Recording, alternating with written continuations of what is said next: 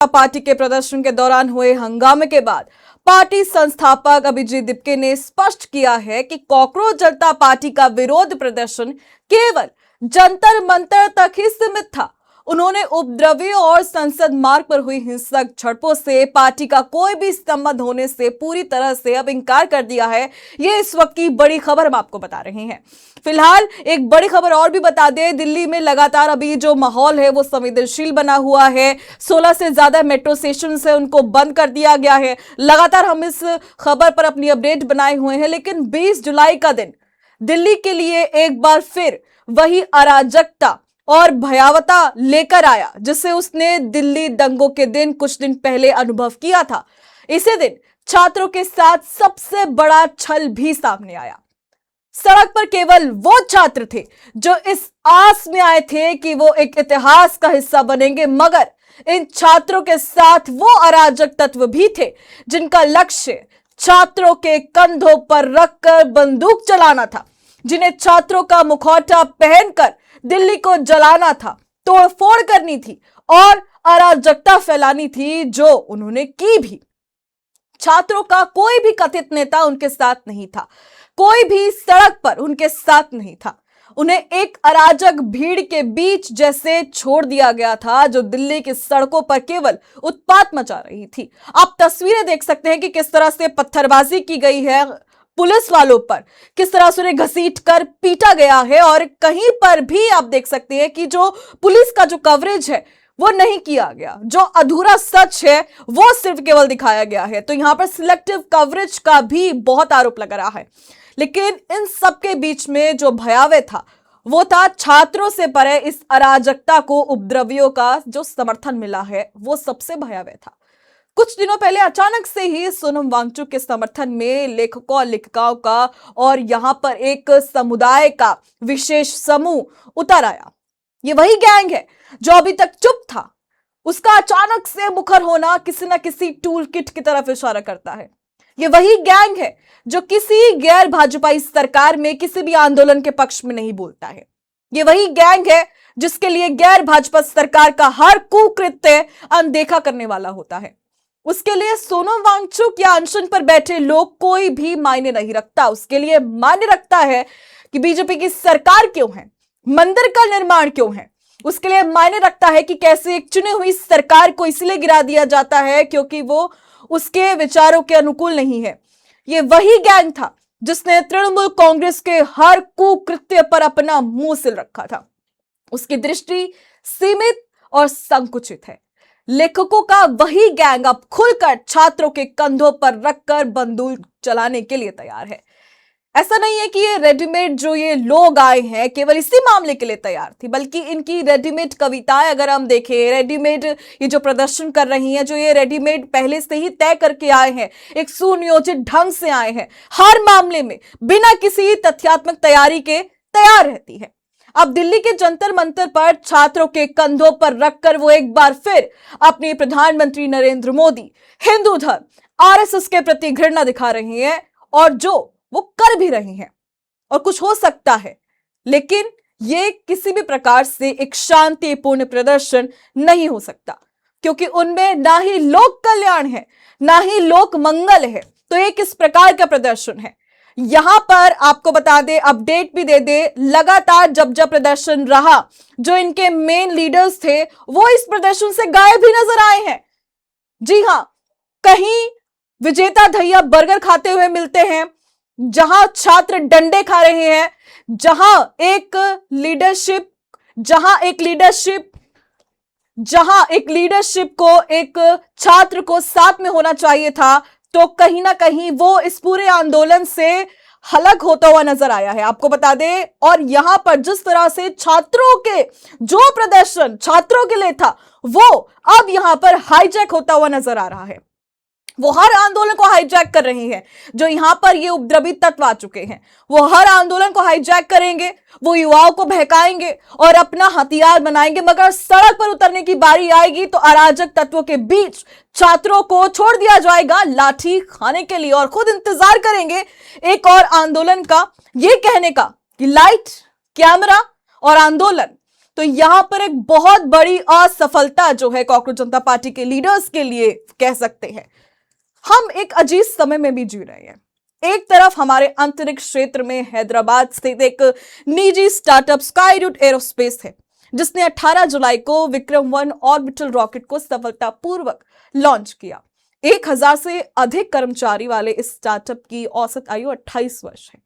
अंतरिक्ष क्षेत्र में यह सफलता असाधारण है क्योंकि इसने भारत को अमेरिका और चीन के बाद निजी कक्षीय प्रेक्षण क्षमता हासिल करवाने वाला तीसरा देश बना दिया है। बहुत सारे मीडिया चैनल्स ने इस शानदार घटना को कुछ दिनों तक कवर किया, फिर रुचि खो दी। वहीं दूसरी ओर हमारे पास दिल्ली के जंतर मंतर पर छात्रों के नेतृत्व में विरोध प्रदर्शन है, जहां प्रदर्शनकारियों की औसत आयु भी कम से कम 28 वर्ष ही प्रतीत होती है। पेपर लीक सहित शिक्षा संबंधी चिंताओं को लेकर विरोध प्रदर्शन अभी भी जारी है और मीडिया की दिलचस्पी लगातार इसमें बनी हुई है। आपको बता दें, सरकार ने 21 जून को सबसे सख्त जांच और संतुलन के साथ पुनः नीट परीक्षा आयोजित की। 16 जुलाई को नीट परीक्षा के परिणाम निकले और उसमें 11.21 लाख से अधिक उम्मीदवारों ने क्वालिफाई भी किया। अब ये छात्र अपनी पसंद के कॉलेज में प्रवेश के लिए काउंसलिंग प्रक्रिया में व्यस्त होंगे, चूंकि किसी ने री नीट परीक्षा की निष्पक्षता पर सवाल ही नहीं उठाया। इसलिए लगता है कि इस बार पास ना होने वाले छात्र किसी अन्य करियर ऑप्शंस पर विचार कर रहे होंगे और इस संभावना कम है कि एक छात्र जो आगे करियर बनाने की चाह रखता है वो विरोध प्रदर्शनों में भाग लेने जंतर मंतर आया होगा। चलिए, एक बार के लिए अगर हम ये मान भी लें कि नई दिल्ली में विरोध प्रदर्शन और धरने छात्रों से संबंधित चिंताओं से संबंधित थे, तो सार्वजनिक बुनियादी ढांचे को नुकसान और कई पुलिसकर्मी का घायल होना उन्हें वास्तविक इरादों पर गंभीर सवाल उठाता है कि आखिर उनके इरादे क्या है। संसद के मॉनसून सत्र के साथ विपक्षी दलों द्वारा छात्र आंदोलन को हाईजैक कर लिया गया है। अब तो यही लगता है कि विरोध प्रदर्शन शुरू में निहित स्वार्थों द्वारा प्रायोजित था, जो अब पूरी तरह से सुनियोजित राजनीतिक लामबंदी है। और यहां पर मीडिया के इस विरोध प्रदर्शन का जोर शोर से प्रचार भी हो रहा है। उनका सारा ध्यान इस अर्थहीन नाटक पर है। विपक्ष को संसद के मॉनसून सत्र का बहिष्कार करने का भी एक वैध बहाना मिल गया है। क्या दिल्ली के विरोध प्रदर्शन राष्ट्रीय भावनाओं का प्रतिनिधित्व करते हैं? उपरोक्त अराजक स्थिति और संसद के प्रत्येक सत्र के आसपास एक समान पैटर्न एक बुनियादी प्रश्न पूछने के लिए मजबूर करता है। सवाल बस यही है कि क्या दिल्ली में विरोध प्रदर्शन, विशेष रूप से जंतर मंतर, राष्ट्रीय भावनाओं का प्रतिनिधित्व करते हैं या नहीं? नई दिल्ली भारत की राजधानी है और यहां पर लोकतंत्र का मंदिर संसद है। केंद्र सरकार के सभी विभाग यहां स्थित है। नई दिल्ली में 162 दूतावास, उच्चायोग भी स्थित है और व्यापक जो दृश्यता है वो प्रदान करते हैं। जंतर मंतर कार्यकर्ताओं और नागरिक समाज समूह के लिए एक उच्च दृश्यता वाली रैली का स्थल बन गया है। अक्सर क्योंकि यहाँ पर ये लोकतंत्र का मंदिर कहा जाता है, तो बहुत ही निश्चित, बहुत ही स्वाभाविक सी चीज है कि अगर लोग अपना प्रदर्शन करेंगे तो कहीं ना कहीं वो इस चीज से भी ये मानेंगे कि अगर उनको अपनी आवाज उठानी है गलत के लिए, तो उनके लिए दिल्ली का जो एक मेन स्पॉट है वो ही कहीं ना कहीं सही साबित होगा। अक्सर यहाँ के विरोध प्रदर्शन राजनीति से प्रेरित होते हैं। इस तरह के आंदोलन में डीप स्टेट और अन्य राष्ट्र विरोधी ताकतों की जो संलिप्तता होती है उसके भी आरोप लगते हैं। दृढ़ मत यह है कि दिल्ली में कोई विरोध प्रदर्शन या आंदोलन स्वचालित रूप से राष्ट्र की भावना का प्रतिनिधित्व नहीं करता है। यह मानने का हर कारण है कि इनमें से अधिकांश आंदोलन निहित स्वार्थों के लिए एक राजनीतिक अभियान से अधिक कुछ नहीं है। ये कोई संयोग नहीं है। कुछ किसान संगठनों ने भी 21 जुलाई को दिल्ली तक मार्च की योजना बनाई थी। यानी एक समय में दो ऐसे प्रदर्शन जो कहीं ना कहीं सरकार के लिए बेहद संवेदनशील हो जाते हैं। एक ही समय में दो आंदोलन ऐसे जो कहीं ना कहीं रोकने में भी कुछ मुश्किलें आ सकती हैं। 21 जुलाई वही दिन था, कल का दिन ही था। कल किसान भी बॉर्डर्स पर आए, तो कहीं ना कहीं इस पूरे ही ये दो आंदोलन मिलकर एक देश को, एक प्लेस को, एक जगह को कहीं ना कहीं निशाना बनाने की एक सुनियोजित जो योजना बना के आए थे, उसका भी खुलासा तभी हुआ। ये याद किया जा सकता है कि दिल्ली में कृषि कानून के विरोध में 2020 से 21 में हुआ किसान आंदोलन भारत के किसी कृषक समुदाय के हितों का प्रतिनिधित्व नहीं करता था। इस किसान आंदोलन का मुख्य आधार पंजाब, हरियाणा और पश्चिमी उत्तर प्रदेश से था। हालांकि मीडिया ने इसे राष्ट्रीय रूप में भी चित्रित किया था, क्योंकि यहां पर हम ये कह सकते हैं कि किस तरह से जब पूरा का पूरा एक जत्था, अगर हम कहें कि लोकतंत्र पर हमले को कर तैयार है, लोकतंत्र को घेरने की कोशिश कर रहा है, तो उसका राष्ट्र तरह से एक राष्ट्रीय कवरेज होना बहुत आम सी बात है। दुर्भाग्य से हम तेजी से एक पैटर्न देख रहे हैं, जहां दिल्ली या जंतर मंतर विरोध में या जंतर मंतर में विरोध प्रदर्शनों या आंदोलनों को राष्ट्रीय भावनाओं के रूप में चित्रित किया जाता है। यह शॉर्टकट दृष्टिकोण भारत जैसे गौरवशाली लोकतंत्र के लिए शुभ संकेत नहीं है। इस तरह का दृष्टिकोण राजनीतिक कीचड़ उछालने और बाहरी राष्ट्र विरोधी ताकतों के लिए मंच बन जाता है। यहां पर कई सारे एक्सपर्ट्स का मानना है कि ऐसी घटनाओं से राष्ट्रीय सुरक्षा का जो खतरा है वो भी पैदा होता है। अब ये देश के राजनीतिक नेतृत्व पर निर्भर करता है कि संवैधानिक मूल्य के प्रति गंभीर होकर भारत में लाभांश के माध्यम से राष्ट्र निर्माण पर ध्यान केंद्रित कैसे करना है। घटना का एक और वीडियो भी है जो आप लगातार स्क्रीन पर देख सकते हैं। एक स्पष्ट तस्वीर है, वो यहां पर साफ है कि किस तरह से, देखिए, जो दंगाई है, किस तरह से यहां पर पुलिस पर वो पत्थरबाजी कर रहे हैं, किस तरह से पुलिस को निशाना बनाया गया है। कहा गया था शांतिपूर्ण विरोध प्रदर्शन, लेकिन ये शांतिपूर्ण विरोध प्रदर्शन का तरीका नहीं है। ये किसी भी लिहाज से शांति, देखिए किस तरह से आप तस्वीरों में साफ देख सकते हैं कि घसीट कर मारा पीटी की गई है पुलिस वालों के साथ, जो यहां पर एक सिलेक्टिव तरीके से दूसरे चैनल्स ने कवरेज किया है इसका। तो ये कहीं भी शांतिपूर्ण प्रदर्शन की ओर इशारा नहीं करता है। आयोजकों अपने समर्थकों को नियंत्रण में रखने में स्पष्ट रूप से विफल रहे हैं, साफ दिख रहा है, क्योंकि अभिजीत दीपके कह चुके हैं कि हमने ये सिर्फ जंतर मंतर तक सीमित रखा था, एक मार्च डिसाइड किया गया था। तो यहां पर ये कहीं ना कहीं जो विरोध प्रदर्शन अब आगे बढ़ गया, इसकी जिम्मेदारी कौन लेगा, ये इस पर भी अब एक सवालिया निशान बना हुआ है। देखिए तस्वीरों में आप साफ देख सकते हैं कि किस तरह से पुलिस वालों को घसीटकर पीटा जा रहा है, कितनी बेरहमी से, और यहां पर कोई भी प्रश्न चिन्ह या सवालिया निशान इन छात्रों पर नहीं लगाया जा सकता है। तो साफ तस्वीरों में आपने देखा कि इन प्रदर्शनों का समर्थन करने वाली भी अब राजनीतिक पार्टियों में अपने प्रतिनिधियों के माध्यम से सड़कों पर अराजकता फैला दी है, जिससे नागरिकों और सुरक्षाकर्मी दोनों की जान खतरे में पड़ गई है। ऐसे में आपका इस प्रदर्शन को लेकर क्या कुछ कहना है, हमें कमेंट सेक्शन में बताइएगा। लेकिन यहां पर हमारे संवाददाता की ये स्पेशल रिपोर्ट देखिए कि किस हिसाब से जंतर मंतर और यहां पे जितने भी उसके आसपास के इलाके थे, किस तरह से पूरी सुनियोजित ढंग से इस प्रदर्शन को आगे पहुंचाया गया है। देखिए ये स्पेशल रिपोर्ट। कल जो देश की राजधानी दिल्ली के दिल कहे जाने वाले कनॉट प्लेस इलाके में हुआ, वो एक चिंताजनक विषय है। क्या वाकई में ये एक शांतिपूर्ण अहिंसक धरना प्रदर्शन था? अगर मेरे इर्द गिर्द आप देखेंगे, अगर ये अहिंसा होती है तो हिंसा क्या होती है, ये मैं आज जानना चाहूँगा।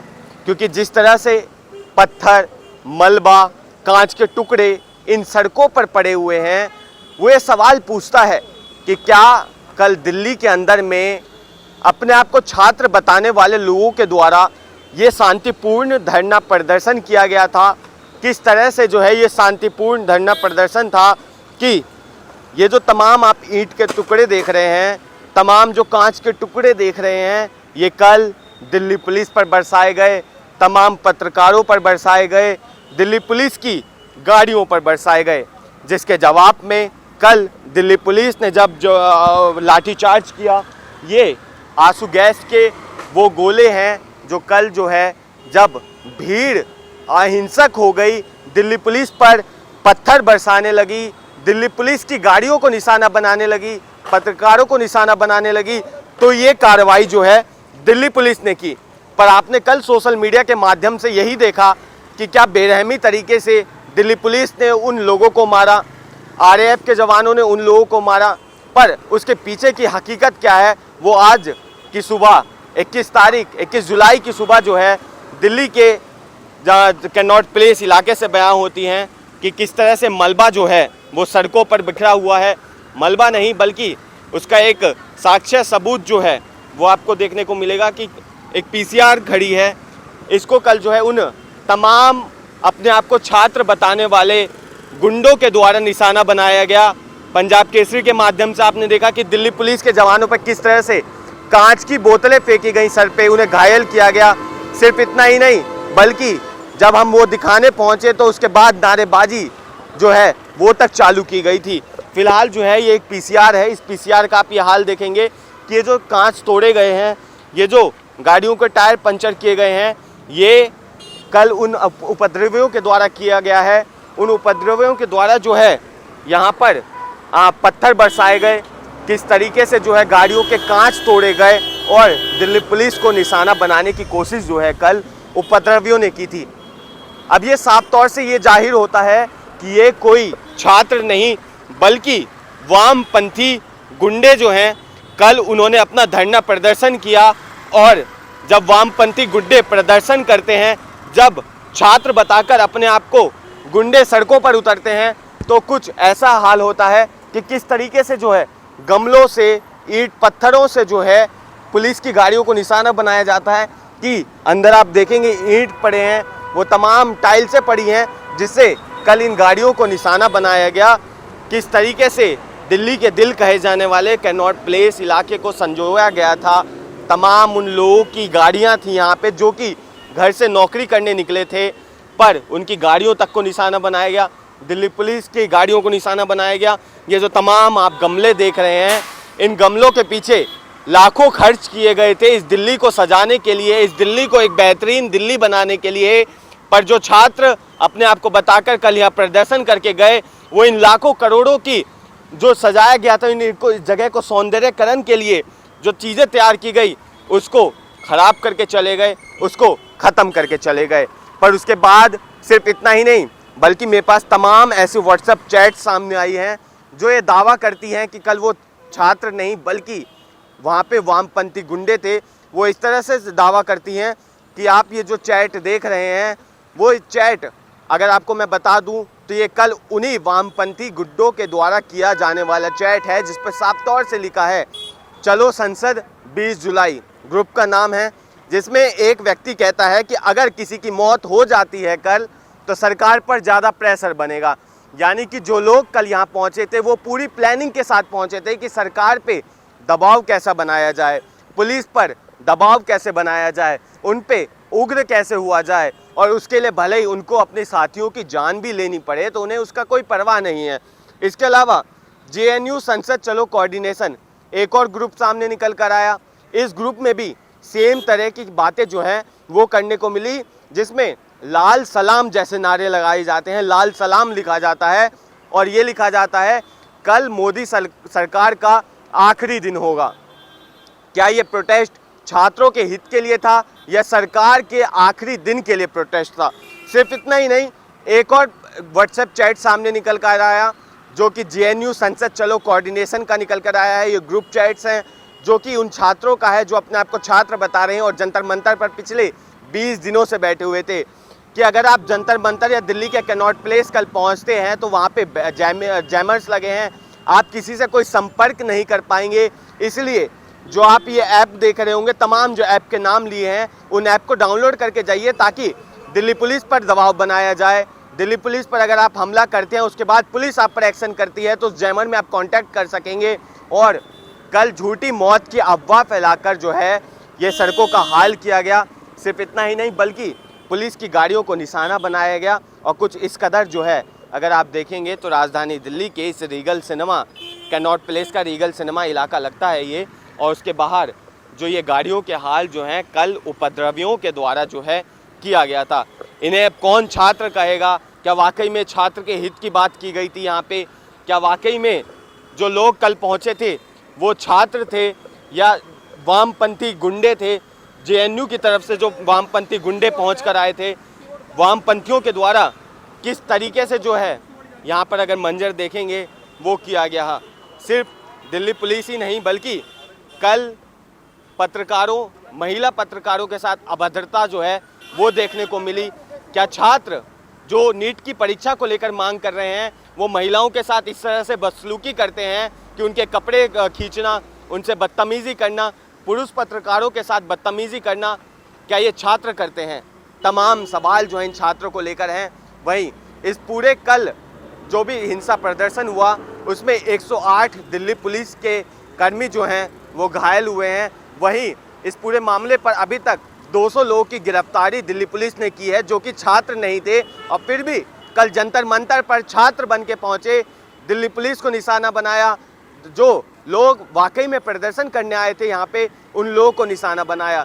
तमाम ये व्हाट्सएप ग्रुप चैट्स दावा करती हैं कि कल ये लोग, इनके साथी अगर मारे भी जाते तो इन्हें कोई परवाह नहीं थी, क्योंकि ये लोग घर से सोच के निकले थे कि अगर लोग मरेंगे तो सरकार पर प्रेशर बनेगा, पुलिस पर प्रेशर बनेगा। सिर्फ कैनॉट प्लेस के जंतर मंतर ही नहीं बल्कि उसके अलावा इस वक्त मैं बिल्कुल कैनॉट प्लेस के इनर सर्कल में मौजूद हूँ, और यहाँ तमाम ऐसे बैनर्स पहले ही लगा दिए थे जहाँ पे साफ तौर से लिखा था कि जंतर मंतर प्रदर्शन स्थल पर प्रवेश जनपद टॉलस्टॉय क्रॉसिंग से है। यानी कि ये जो मार्ग यहाँ से जंतर मंतर की तरफ जाते हैं इन सभी मार्गों को बंद कर दिया गया है, और टॉलस्टॉय रोड जो है वहीं से एकमात्र रास्ता है। यानी कि ये क्षेत्र जो है, अगर आपको बता दें कि तो इन क्षेत्र में किसी 5 लोगों से ज़्यादा खड़े होने के लोगों पर भी जो है आपत्ति थी, क्योंकि धारा 163 जो है कल इन इलाकों में लागू थी। इसके अलावा यहीं से थोड़ी दूरी पर पालिका बाज़ार लगता है, मात्र 50 मीटर की दूरी पे वो पालिका बाज़ार होगा, जिनकी छतों पर लोग पहुँचे, उधम मचाया। गमले जो हैं सरकारी लागत से लगाए गए, आम जनता के टैक्स के पैसों से जो गमले लगाए गए, कल वो भीड़ ने उस गमले को तोड़ा। और ये सब करने के बाद जब पुलिस ने इन लोगों पर लाठीचार्ज की, जब पुलिस ने इन लोगों पर आंसू गैस के गोले दागे, तो मैं आपको ठीक उस जगह पे भी ले जाऊंगा कि कहां से वो लोग जो हैं भागते हुए नज़र आए, और कहां से जब लाठीचार्ज की शुरुआत हुई, जब उपद्रवियों का अति मचाया गया उपद्रवियों के द्वारा, और लाठीचार्ज या फिर आंसू गैस के गोले जो एकमात्र अगर सहारा थे, तो कल जब उपद्रवी भागे तो उपद्रवी जो है वो इन मेट्रो के रास्ते से भागे थे, और इस मेट्रो पर भी जो है एक भारी बवाल जो है कल राजीव चौक पर भी जो है देखने को मिला था। जिसके बाद जो है इन मेट्रो, चाहे बात करें राजीव चौक, बाराखंबा, मंडी हाउस, तमाम मेट्रो को अगले आदेशों तक बंद कर दिया गया था। पर जब इन पालिका बाज़ार या फिर रीगल थिएटर के बाहर पुलिस की गाड़ियों को निशाना बनाया गया, या फिर बात करें दिल्ली को वापस से शाहीन बाग या फिर जाफराबाद, मुस्तफ़ाबाद जैसे जगहों को बनाने की तैयारी थी, कि किस तरीके से वहाँ पे जो है पहले भी 2020 में जब दंगे हुए थे दिल्ली के अंदर में, उस दौरान भी कैसे एक घेर के द्वारा व्हाट्सएप ग्रुप के चैट्स जो मैंने आपको पढ़वाए, उन चैट्स के माध्यम से जो है जब लोगों को कल यहाँ पे घेरा बना के पुलिस को जब अकेला पाया गया तो उन पे हिंसक हमला किया गया, पत्रकारों को जब अकेला पाया गया तो उन पे हिंसक हमला किया गया, महिलाओं को जब महिला पत्रकार जो यहाँ पे मौजूद थी उनके कपड़े फाड़ने तक की कोशिश जो है कल छात्र, जो अपने आप को छात्र बताते हैं, उनके द्वारा की गई।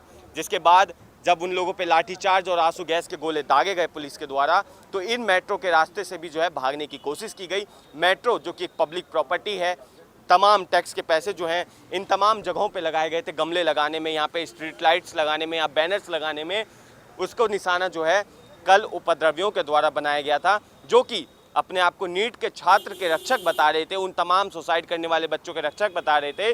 और किस तरीके से कल दिल्ली पुलिस को निशाना बनाया, दिल्ली पुलिस को घेर कर जो है उनके सरों पे कांच की बोतलें मारी गईं, किस तरीके से गाड़ियों को फोड़ा गया। और ये सब तब हुआ जब सीजेपी के स्पोक्स पर्सन विजेता दहिया और उनके तमाम साथी कल भारतीय जनता पार्टी के नेता जेपी नड्डा से मिलने पहुंचे थे और बात कर रहे थे उनके तमाम मुद्दों पर। कल ये पूरा इलाका जो है अगर आप देखेंगे तो छावनी में तब्दील था। भारी मात्रा में इस पूरे इलाके में पुलिस बल की तैनाती की गई थी, क्योंकि कल जो प्रदर्शन चल रहा था वो सिर्फ धारा 163 तक रुकने वाला प्रदर्शन नहीं था, बल्कि वो उन लोगों का प्रदर्शन था जो कि लाल सलाम के नारे लेकर आए थे, जो कि हिडमा के नारे लेकर आए थे, जो कि इस प्रदर्शन के बीच में कल यहाँ पर अगर बात की जाए तो ब्राह्मणवाद से आज़ादी की मांग करने आए थे, ठाकुरवाद से आज़ादी की मांग करने आए थे।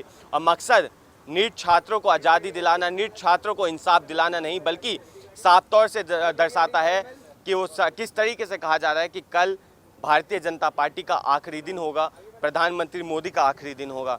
क्या वो छात्रों का मुद्दा भारतीय जनता पार्टी को सत्ता से हटाना था, प्रधानमंत्री मोदी को सत्ता से हटाने का था, या फिर इसके अलावा जो है छात्रों को न्याय दिलाने की मांग थी? बहरहाल इस पूरे इलाके में जो कल देखा गया वो एक दुखद और जांच का विषय बन गया है। बहरहाल आज अगला दिन है, 21 जुलाई है, और आज से जो कार्रवाई जो है वापस से इन वामपंथी गुड्डों पर चालू होगी और देखना ये होगा और कितनी गिरफ्तारी जो है अभी तक होती हैं। बहरहाल ऐसी तमाम अपडेट्स के लिए देखते रहिए पंजाब केसरी। मैं जितेश मिश्रा, कैमरा पर्सन विक्की के साथ। धन्यवाद।